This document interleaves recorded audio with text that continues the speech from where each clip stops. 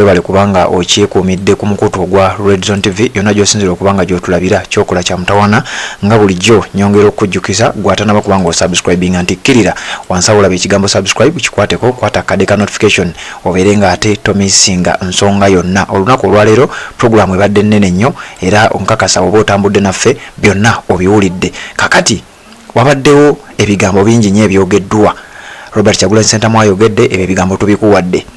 Alex Soso omufumira ayogedde ebigambo tubikuwadde. Bw'obanga watambudde n'omukutu gwa Red Zone TV naddala ku live gye twakuwadde byonna nkakasa wabitegedde bulungi nnyo. Kakati essaawa eno yennyini njagala kukuwa ku bigambo bya maama Betty Nambooze. Ono nno ayogedde ebigambo bingi nnyo abadde asuutasuuta Robert Kyagulanyi Ssentamu. Nambooze ono akonfusinze abantu bangi. Jjukira ali omu ku kabinja kali akaba DP Block naye ye ow'enjawulo mukko kubanga ye yasigala ayimiridde ne Robert Kyagulanyi Ssentamu yasigala ayimiridde ku mazima era nga ye agamba ajja kufa ne Robert Kyagulanyi Ssentamu. Awadde speech ennungi nnyo era nkakasa abamugoberedde kakasa nga abagoberedde ebigambo bya Betty Nambooze tebajja kusigala nga bamumanyi oba nga bamulaba nga bwe babadde bamulaba kubanga ebigambo byayogedde olwaleero byongedde bwongezi kukakasa nti omukyalo ono akyali ku mulamwa ogw'ekibiina ekya National Unity Platform naddala nga kikulemberwa Robert Kyagulanyi Ssentamu. Ngenda kuwa ebigambo bye wano gwali ku mukutu guno obeere nga gwejja okubigamba abalala nti omukyala Betty Nambooze bakireke yayogera.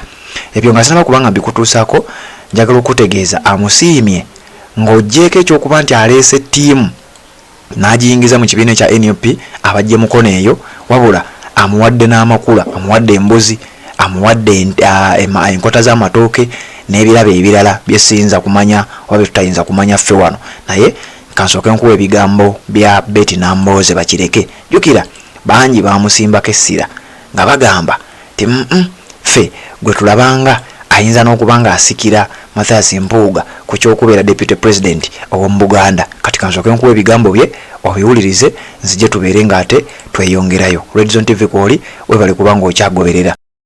Abantu abalinganze omutabani abadde wano nanjogerako ebigambo ebyekisa naye tetulina okukola abalinganze tuvunaanyizibwa okubeera ba transitional agents okubeera olutindo wakati wa generation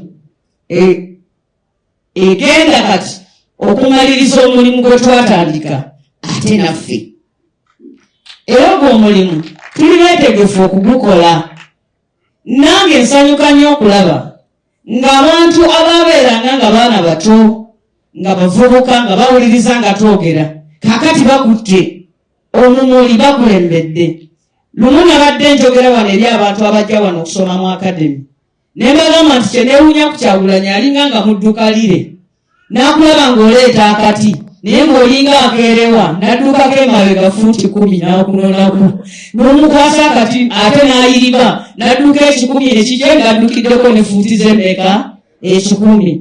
So otunonako akati twakakukwasa n'ekyo tekigaana kubeera nga tubeerawo buli kaseera kubanga lire eno ya 10 bodduka 10 n'owaayo akati munona akatwala mu maaso naye ng'ekigendererwa tetweramira twasituka kukyusa ggwanga lyaffe okulijja ku musajja eyajja agamba nti aleese fundamental change ate ye yennyini n'amaliriza ng'agamba nti kati no change. Ekintu ekyokubiri njagala kino kibuulira abantu Baganda ffe tuvudde East Buganda ye Mukono Buyikwe Kayunga ne Bugerere. Wano waliwo omusajja Benyikito Kiwanuka najja ng'aleese ebyobufuzi ebitwala maaso eggwanga. Abantu abamusika amatu abamunyongera n'abamuwalirizanga nti afunye kabaka baava mu Buganda. Bwe yamala ogenda ate bamukaabira nnyo buli muntu akaabira ani Beeni. Ne wabawo abantu wano ne bagenda mu nsiko. Abantu Abaganda nga kuliko Kayiira omusajja n'akwata emundu n'akuba emundu n'omuzira era bamusika amatu ne bamunyonyongera ne bamulemesa omulimu baali wano Buganda. Ate Kayiira bwe yamala ovaawo ate kati ne bakaabira ani Kayiira. Mujjukira Muzeyi Ssemongerere bwe yakola omukago ne basasiri ogwalo nga Museveni tanamera n'amannyo okusimba birambira nga bwakoze kati tannatunula mu musaayi. Abantu era ne bava ne Buganda ne batandika era okwekwasa ebintu nti bya Kabaka nana akakati ndaba Ssemwogere ali n'ogwalu awulajja kujjawo bwa Kabaka era ne beekweka mu kigambo kya Kabaka era ne balemesani amalowooza ago era nagenza okuwulira nga gatandika. Naye twagala kugamba bannange ti abantu abalala mu bitundu ebirala bajja tuseka. Buli lunaku ffe wovaayo omuntu eggwanga ne limugula kiba kitukakatako ffe ng'ataba mu Buganda okuluma n'ogwawa. Abantu ne batandika okukyusa ebigambo mu bugenderevu. Omuntu n'abuuza nti nno Ssaabasajja wange aliwa mulabye? Babaga nti omulabye avunye Kabaka. Obalabye bavunye gundi.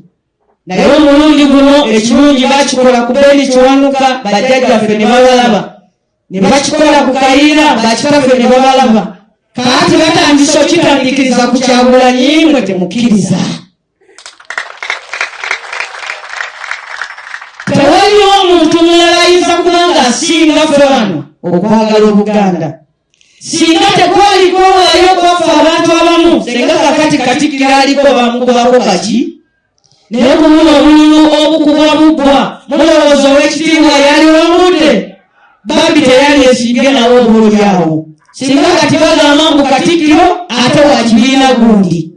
Ekigambo ekyo twakirwanyisa ne tukiwona. N'olwekyo bassebo ne bannyabo mbasaba tunywere Mwami Kyagulanyi tuli mabega onywera era tewali omuntu ajja kutujjaku ekyo ate atwole ki.